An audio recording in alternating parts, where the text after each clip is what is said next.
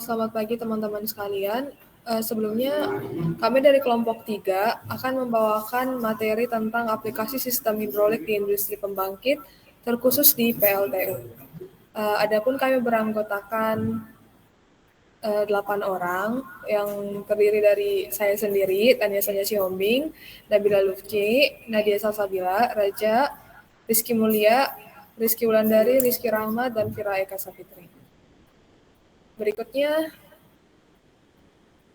akan dilanjutkan oleh rekan saya. Ya, terima kasih Saudari Tania.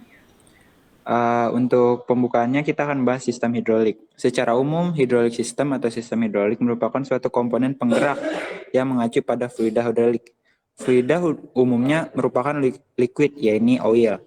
Fluida terlebih dahulu diubah pada pompa hidrolik untuk menghasilkan tekanan pada mesin hidrolik. Secara sederhana, hidrolik sistem merupakan sebuah rangkaian komponen yang bekerja dengan menggunakan fluida bersifat liquid atau cair. Bahan cair inilah yang dapat mengubah daya energi dalam benda untuk menjalankan mesin. Oleh sebab itu, dalam kinerjanya hanya menggunakan poros maju dan mundur atau gerakan putar satu arah.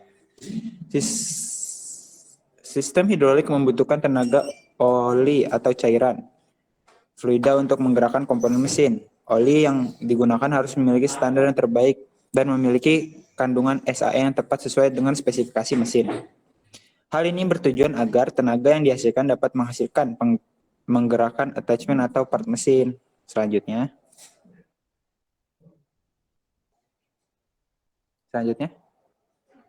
Oke.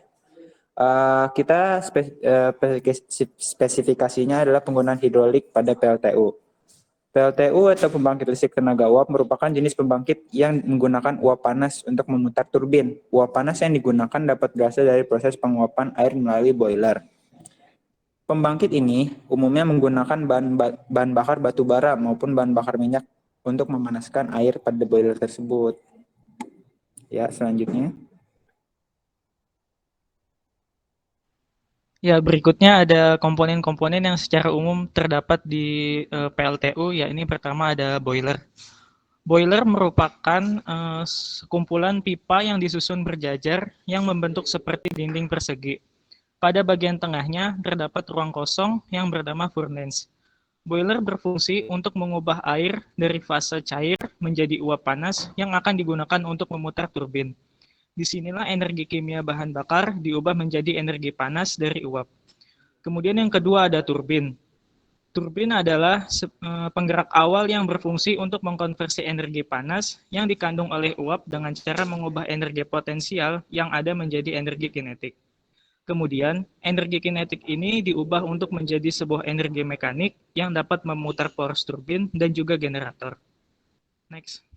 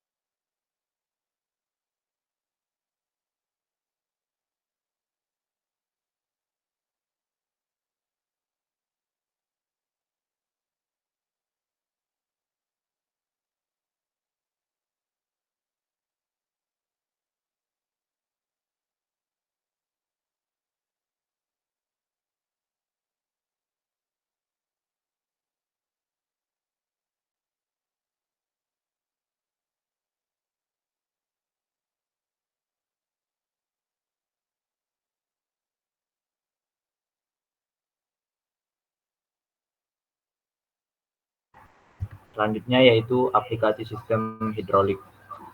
Penggunaan dari fluida bertekanan atau hydraulic oil pada PLTU adalah sebagai media pengoperasian sistem kontrol turbin. Sebagai contohnya yaitu mekanisme servo yang bekerja untuk memberi gaya guna mengatur admission valve pada turbin.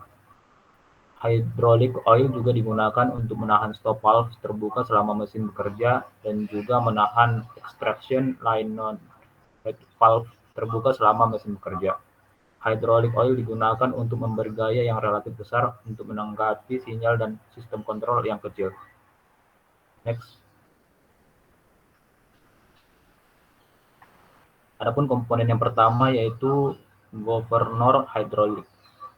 Governor hydraulic ini diputar oleh energi yang berasal dari fluida yang digunakan. Jika di PLTU fluidanya yaitu uap air, dengan cara kerja seperti ini pada gambar, maka kita bisa tahu kecepatan putaran rotor akan mempengaruhi besaran kecilnya listrik yang dihasilkan. Rotor ini diputarkan oleh fluida, maka pengatur besar kecilnya fluida yang masuk untuk memutar rotor akan dipengaruhi pada tegangan output dari pembangkit listrik. Dan disinilah peranan governor. Alat ini akan mengontrol besar kecilnya fluida yang menggerakkan rotor. Governor ini terhubung pada valve atau katup. Ketika mesin berputar terlalu lambat, maka governor akan memberi instruksi pada valve agar bisa terbuka lebih lebar dan membiarkan lebih banyak fluida masuk sehingga rotor berputar lebih cepat dan tenaga mesin menjadi lebih kuat nantinya. Begitu juga sebaliknya, saat mesin terlalu cepat, governor akan memberi instruksi pada valve untuk sedikit menghambat fluida dan mengurangi kecepatan putaran rotor. Next.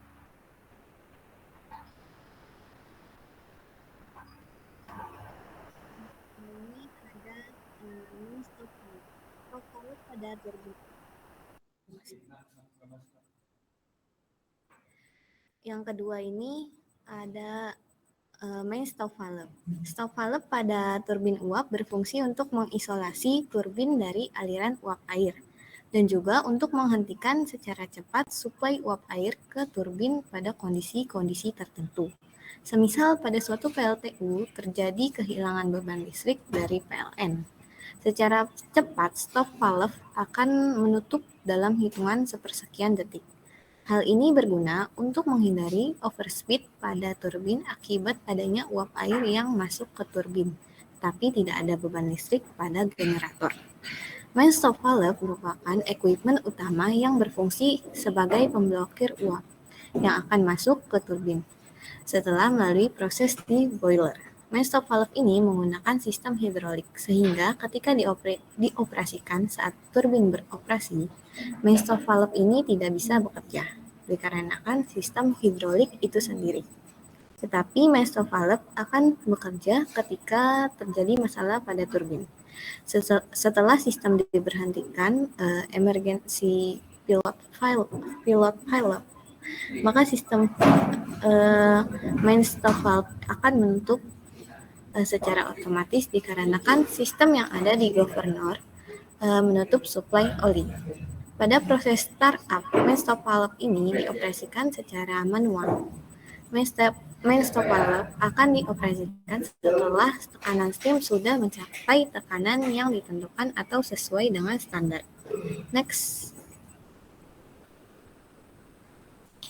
Yang ketiga ini ada aktuator elektrohidrolik pada stop dan kontrol valve.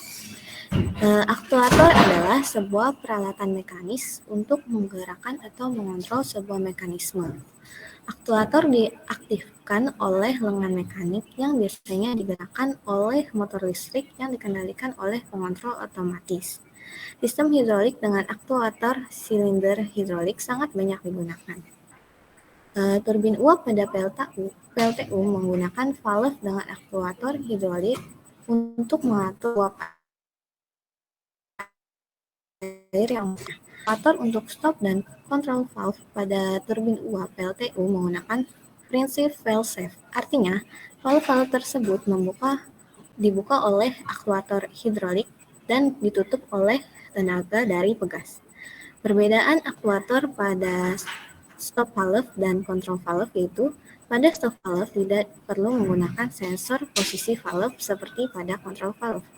Sedangkan pada stop valve hanya menggunakan semacam sensor limit switch.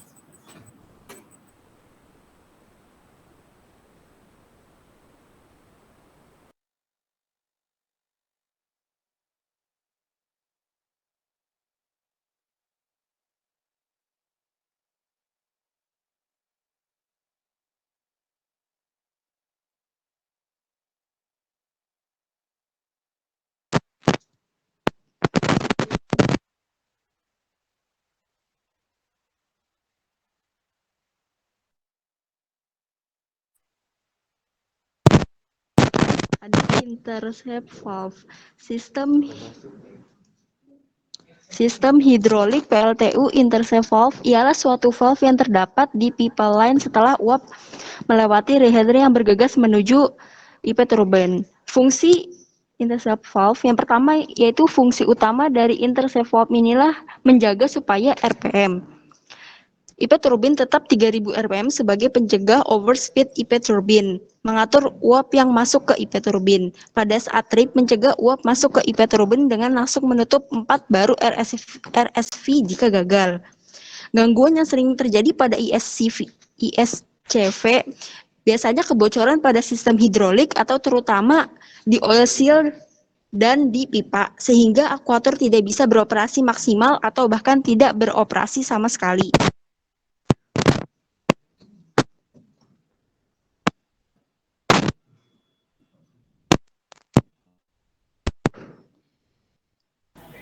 Nah, dari penjelasan yang dijelaskan oleh rekan-rekan saya tadi, saya akan ada beberapa kesimpulan yang dapat kami ambil, yaitu secara umum, hidrolik sistem atau sistem hidrolik merupakan suatu komponen penggerak yang mengacu pada fluida hidrolik, sedangkan secara sederhana, hidrolik sistem merupakan sebuah rangkaian komponen yang bekerja dengan menggunakan fluida bersifat fluid atau cair.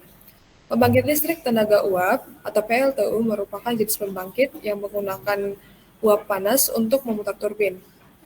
Nah, uap panas yang digunakan dapat berasal dari proses penguapan air melalui boiler. Kegunaan dari fluida bertekanan atau hydraulic oil pada PLTU adalah sebagai media pengoperasian sistem kontrol turbin. Baiklah, demikian hasil presentasi yang demikian materi yang bisa disampaikan dari kelompok kami. Jika ada pertanyaan, kami persilahkan.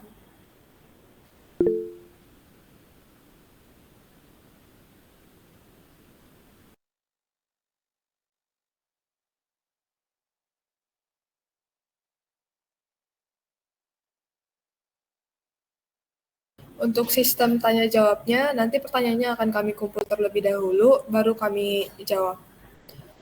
Dari Saudara Vendes News, kami persilahkan. Iya, saya Francis Nismanjunta ingin bertanya, selain yang disebutkan, apakah ada fungsi lain dari governor? Terima kasih. Begitu pertanyaannya. Baik, berikutnya kami berikan kesempatan kepada Saudara Adila. Ingin bertanya, kalau ketika turbin itu berputar terlalu cepat ya, itu skema untuk benerinnya itu gimana ya, atau skema yang terjadi pada saat itu gimana ya? Terima kasih. Terima kasih untuk Saudara Adila. Berikutnya untuk Saudara Bagus, kami persilakan.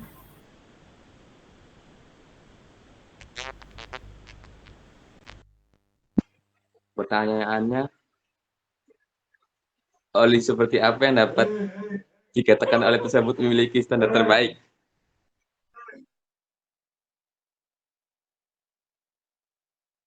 Maaf, boleh diulang pertanyaannya?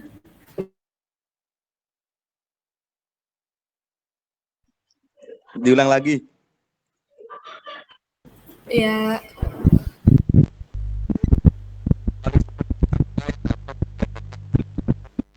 standar terbaik.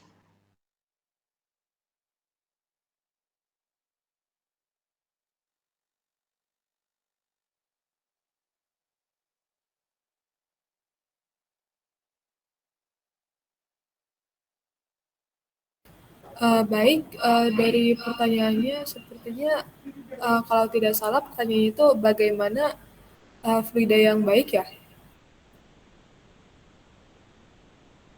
Iya, Oh, baik, terima kasih untuk saudara Bagus.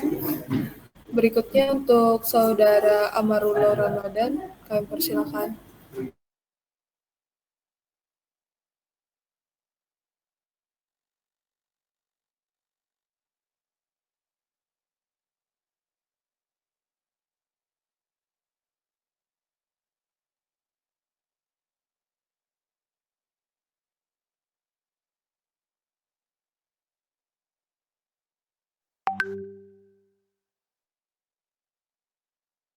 Saudara Amar,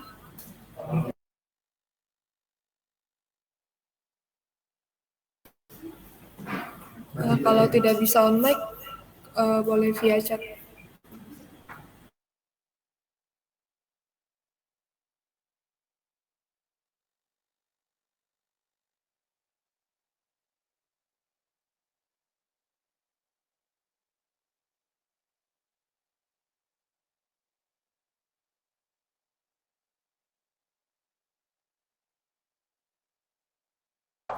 Sambil menunggu pertanyaan dari saudara Marullo, kita lanjut ke pertanyaan saudara Anissa.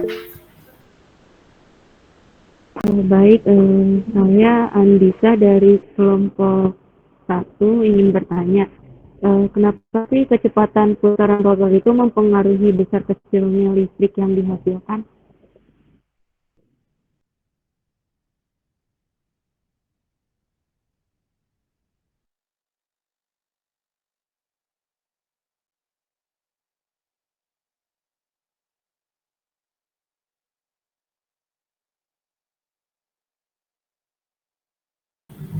Baik, terima kasih untuk saudara Anissa.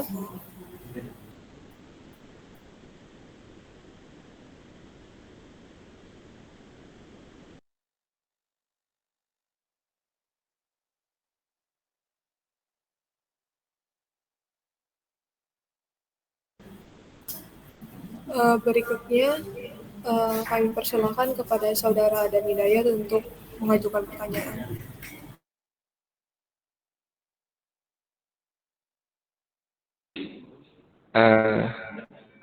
Apa pengaruh generator jika turbin mengalami gangguan?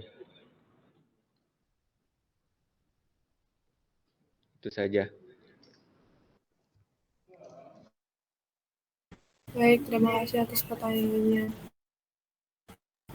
Berikutnya kepada saudara Alul, kami persilakan.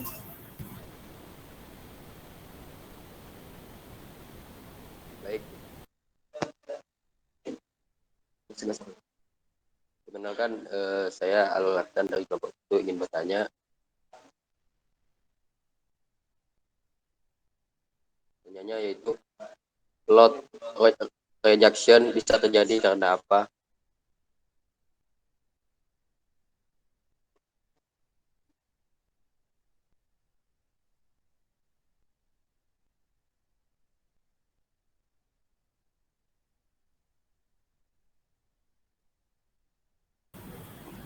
Baik, terima kasih untuk pertanyaannya saudara Alul.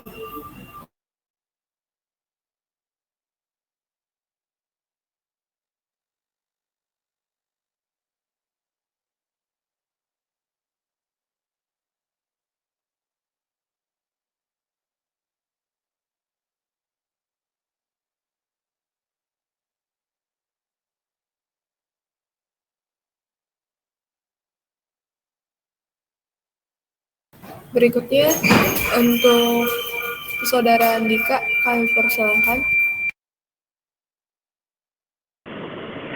Oke, sebelumnya izin bertanya.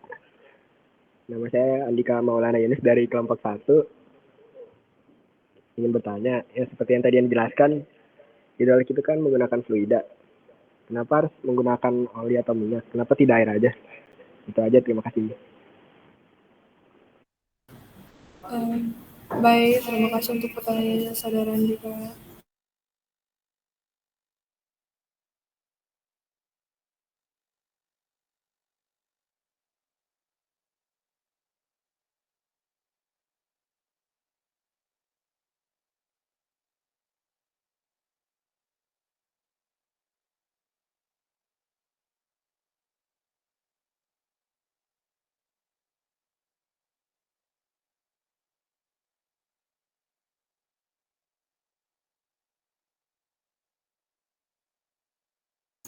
Berikutnya untuk Saudara Dava, kami persilakan.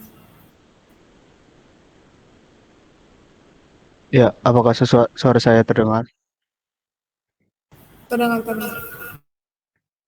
Ya, perkenalkan nama saya Dava Faisal Farisi dari kelompok 1. Izin bertanya buat kelompok 3. Gimana sih cara kerja atau cara masuk fluida yang ada di main stop valve?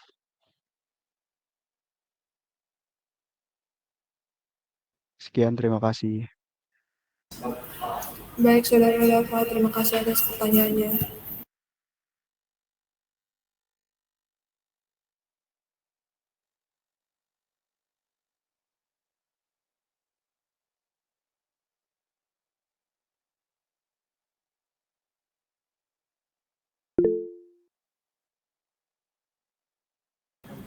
Baik, kepada Saudara Bagas, kami persilakan.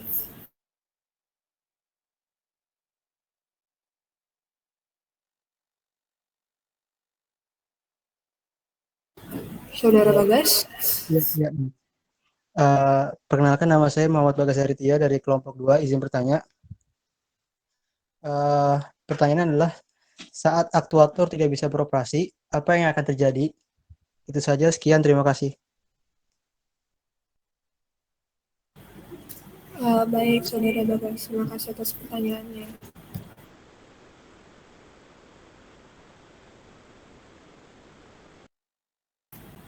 Jika ada teman-teman yang ingin menyampaikan pertanyaan lagi.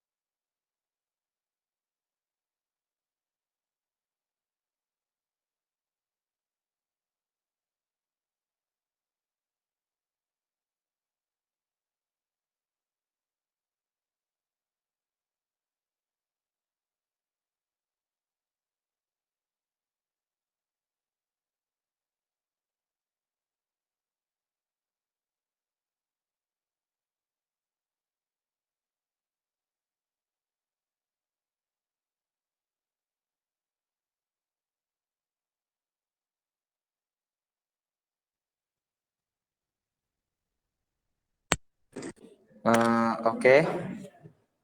Untuk pertanyaannya itu pihak saya udah banyak juga. Kita minta waktu sebentar dari kelompok 3 untuk mendiskusikan jawaban kita dari setiap pertanyaan yang ada. Makasih.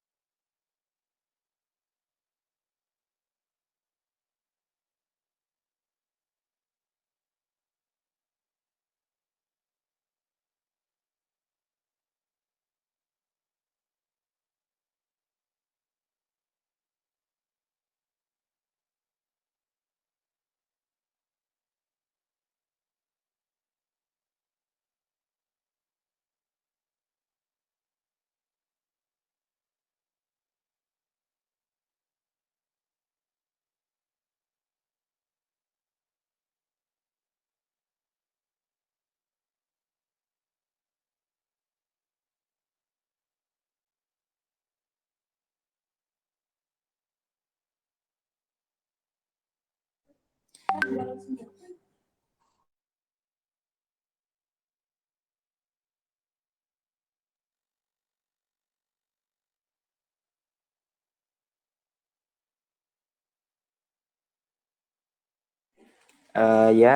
Assalamualaikum. Saya akan menjawab pertanyaan dari saudari Andisa. Pertanyaannya adalah, mengapa kecepatan putaran rotor mempengaruhi besar kecilnya listrik yang dihasilkan? Seperti yang kita tahu ya, generator itu menghasilkan medan magnetik yang bergerak di sekitar stator. Pergerakan ini menginisiasi perbedaan tegangan antara winding dan stator.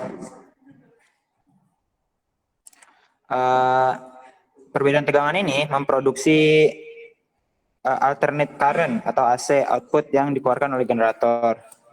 Maka kesimpulannya bisa kita tarik adalah semakin cepat rotor bergerak, maka semakin banyak terjadinya perbedaan tegangan yang terjadi, maka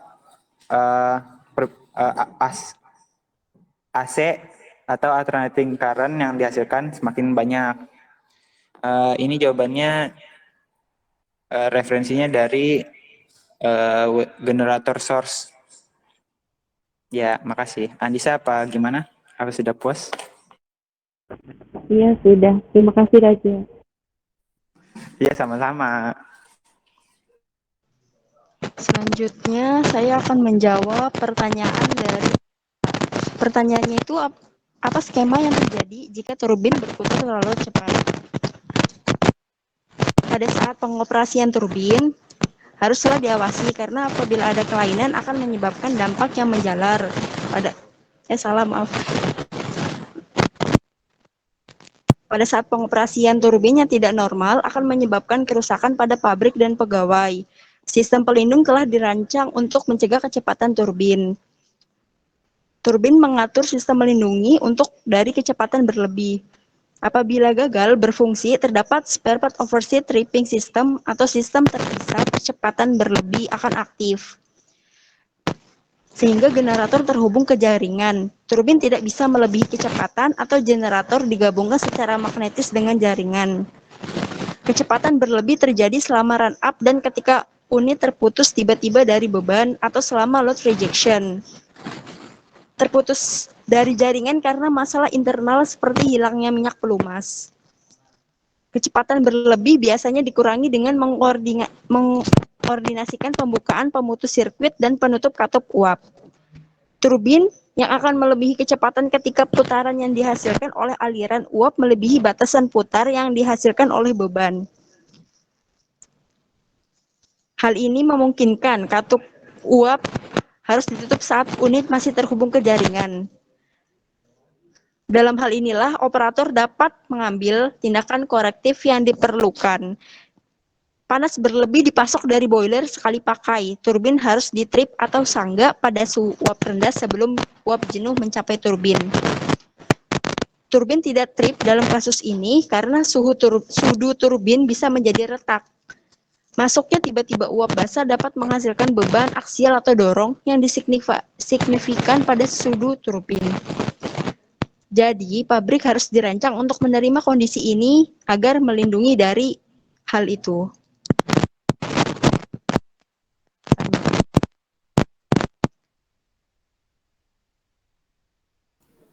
Iya, terima kasih. Ya.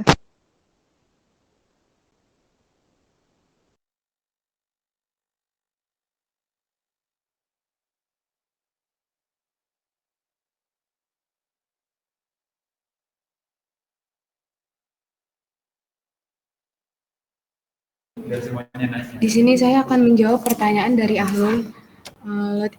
Load rejection bisa terjadi karena apa? Load rejection itu menyebabkan hilangnya sebagian atau seluruh beban pada jaringan. Hal itu dapat disebabkan oleh operasi pensakaran otomatis yang mengisolasi kesalahan atau dapat disebabkan oleh sirkuit proteksi yang mendeteksi kesalahan dan menyebabkan pemutus karena generatornya terbuka. Gimana, Mas Ahlul?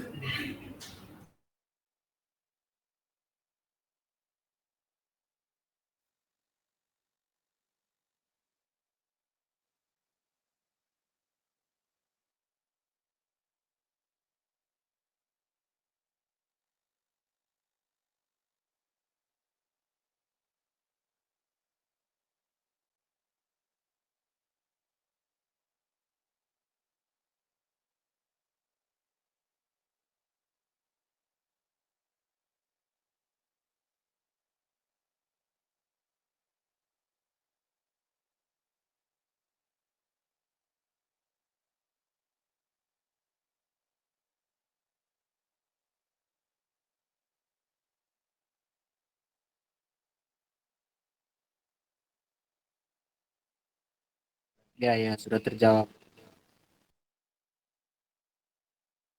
Terima kasih.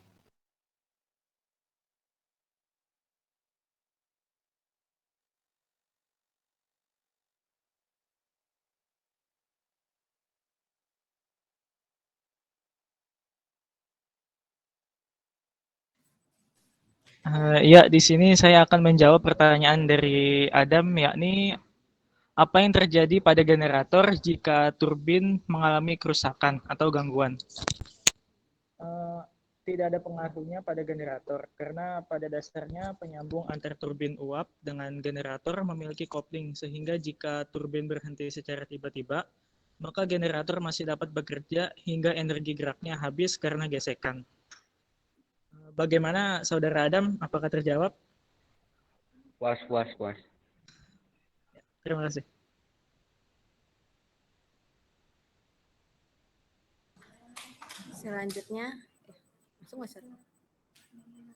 Selanjutnya saya akan menjawab pertanyaan dari Amar, yaitu pertanyaan nomor 4.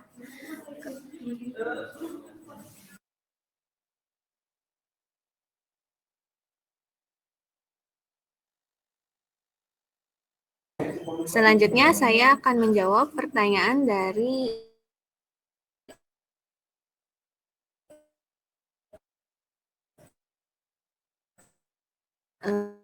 Amar, untuk PLTU dibandingkan jenis aktuator lain. Mengutip dari web wira.co.id, penggunaan aktuator hidrolik untuk PLTU dibandingkan dengan jenis aktuator lainnya karena aktuator hidrolik memiliki kelebihan sebagai berikut. Cairan hidrolik dapat berfungsi sebagai pendingin dan pelumas bagi aktuator. Kemudian dengan aktuator yang berukuran kecil, tenaga atau torsi yang dihasilkan besar untuk mekanisme valve turbin. Yang ketiga, aktuator hidrolik memiliki kecepatan reaksi yang tinggi serta dapat dioperasikan secara terputus-putus. Kemudian aktuator hidrolik memiliki tingkat kebocoran yang rendah, lebih fleksibel dalam pembuatan dan desainnya. Bagaimana Saudara Amar? Apa sudah cukup jelas? Oke, jelas Bill. Makasih ya. Ya, terima kasih. Baiklah, berikutnya saya akan menjawab pertanyaan dari Saudara Dika. Untuk pertanyaan yang terkait, saya jawab pertanyaan yang ini dulu, yang mengapa menggunakan fluida oil atau oli, kenapa bukan air? Nah, ada beberapa poin yang akan saya sampaikan. Yang pertama, kenapa menggunakan fluida oil itu karena tenaga yang dihasilkan itu besar. Terus sistem hidrolik besar sehingga fluida oil ini sering dipakai untuk alat-alat berat kayak seperti crane dan karet hidrolik. Nah, keuntungan lainnya juga bersifat pelumas sehingga tidak terjadi kebocoran, sehingga tingkat kebocorannya itu lebih jarang gitu. Terus keuntungannya itu nggak berisik. Nah, kenapa nggak fluida air? Karena fluida air itu mudah membeku pada suhu 0 derajat Celcius pada tekanan atmosfer.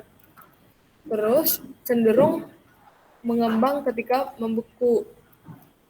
Habis itu fluida air itu sifatnya itu korosif, jadi bisa merusak mesinnya. Lebih mudah merusak mesinnya. Nah, alasan lainnya itu karena nggak bersifat pelumas. Nah, untuk pertanyaan yang berikutnya itu yang fluida oil yang baik. Yang pasti untuk fluida yang baik itu harus lihat kebutuhannya dulu, mesin seperti apa yang diperlukan. Nah, tapi ada beberapa kategori yang menyatakan bahwa fluida itu baik.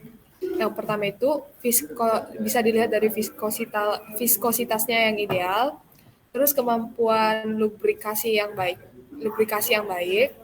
terus kemampuan menguap yang rendah. Berikutnya tidak beracun, terus berat jenisnya yang rendah, terus selama lingkungan dan sifat kimia yang stabil, tingkat incompressible-nya tinggi, terus kalau bisa tahan api, terus kemampuan meneruskan panas yang baik. Berikutnya tidak mudah berbusa, lalu mudah didapat dan harganya murah.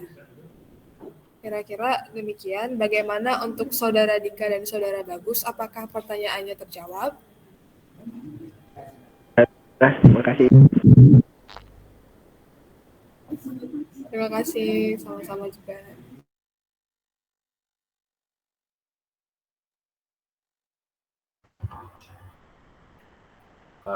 Baik, sebelumnya saya akan menjawab pertanyaan nomor 9, yaitu dari Saudara Dava Faiz Al-Farisi.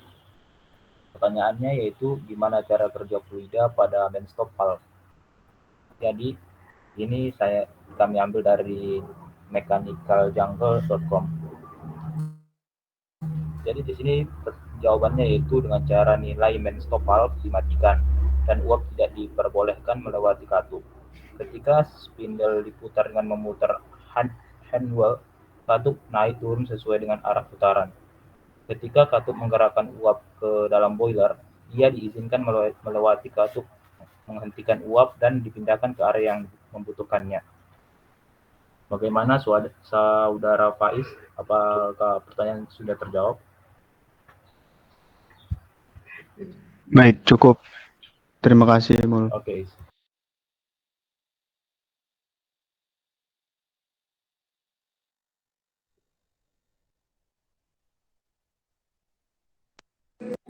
Halo.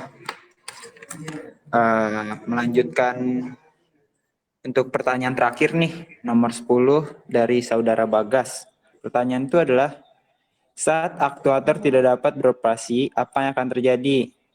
Nah, kan kita tahu nih, jika aktuator tidak bekerja, maka valve-valve yang menjadi gate bagi uap yang masuk akan tertutup dan atau tidak akan terbuka, sehingga uap yang mengalir akan terhambat.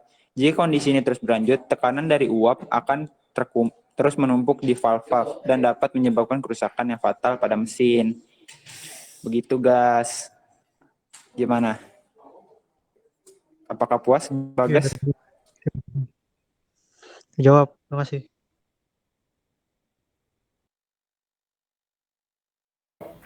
Baiklah, karena semua pertanyaan sudah terjawab dan presentasi kami juga sudah selesai, kami ucapkan terima kasih untuk teman-teman yang sudah mau mendengarkan, dan jika ada salah kata, kami mohon maaf. Nah, selain itu, kami juga menyediakan referensi atau link-link yang mungkin bagi teman-teman yang pengen tahu info yang lebih lanjut atau informasi yang lebih, boleh dilihat di link-link itu. Terima kasih.